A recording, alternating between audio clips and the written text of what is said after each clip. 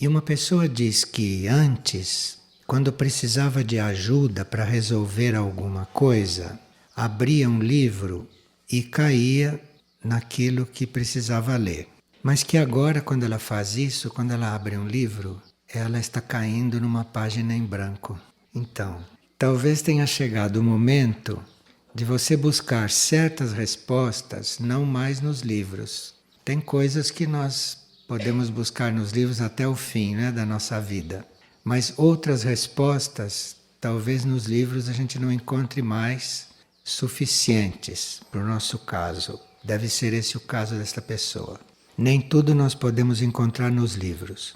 Os livros são coisas relativas.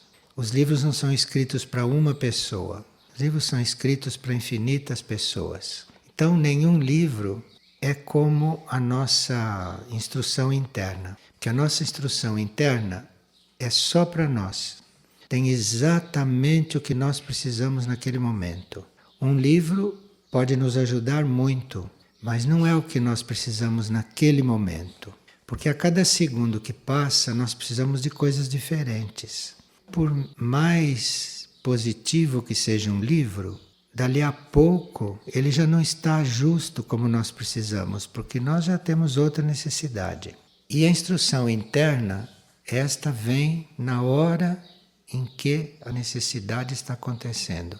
Vem sob medida. E esta pessoa está na hora de certas coisas ir buscar de outra maneira, não mais nos livros. Eu conheci pessoas que perguntavam dentro as coisas e tinham respostas. E elas me disseram que essas respostas nós não podemos imaginar o que são. São respostas que nós não encontramos em lugar nenhum fora de nós. Quando se tem a resposta, é uma coisa única. E nós sabemos que em nenhum lugar se podia ter aquilo. Então nunca a gente deve resolver uma coisa aqui mentalmente e achar que aquilo corresponde ao que teria vindo de dentro. Corresponde nunca. Porque o que vem de dentro, para nós é completamente novo. Jamais passaria pela nossa mente que poderia vir de dentro. Então veja quantos erros nós cometemos, né?